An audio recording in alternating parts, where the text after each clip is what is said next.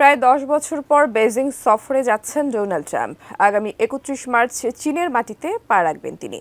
White হাউসের এই ঘোষণা এমন এক সময় এলো যখন মার্কিন সুপ্রিম কোর্ট ট্রাম্পের শুল্ক নীতি নিয়ে ভিন্ন রায় দিয়েছে। একদিকে বাণিজ্য হুমকি, অন্যদিকে সয়াবিন থেকে শুরু করে ইলেকট্রিক গাড়ি, সব মিলিয়ে দুই পরাশক্তির সম্পর্ক এখন কোন দিকে মোড় নেবে? ট্রাম্পের এই আলোচিত চীন সফর নিয়ে বিস্তারিত জানাচ্ছেন তৌফিকুল ইসলাম আশিক।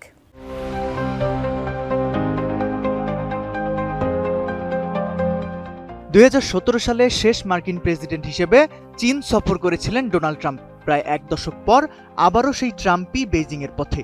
গত শুক্রবার হোয়াইট হাউস নিশ্চিত করেছে ট্রাম্পের এই ৩ দিনের মেগা সফরের তারিখ। খোদ ট্রাম্প এই সফরকে অভিহিত করেছেন জমজমাট এক আয়োজন হিসেবে। তার ভাষায়, চীনের ইতিহাসে এর চেয়ে বড় আয়োজন আর কখনো হয়নি।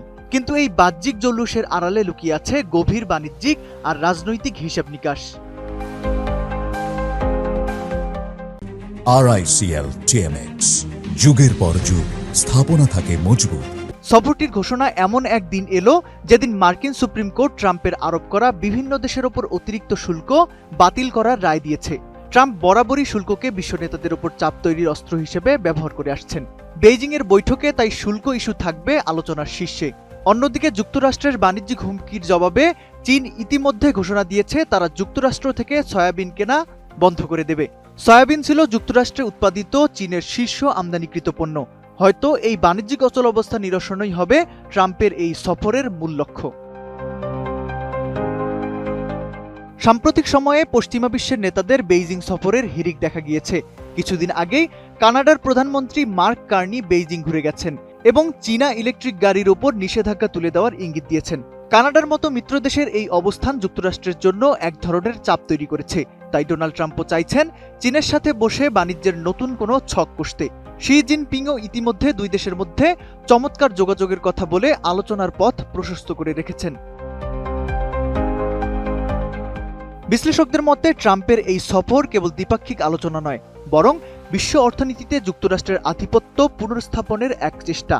চীনের বাজার থেকে আমেরিকার পণ্য যাতে ছিটকে না যায় এবং বেইজিংয়ের সাথে শুল্ক নিয়ে একটি দীর্ঘমেয়াদী চুক্তিতে যাতে পৌঁছানো যায়, সেটি হবে ট্রাম্পের প্রধান এজেন্ডা।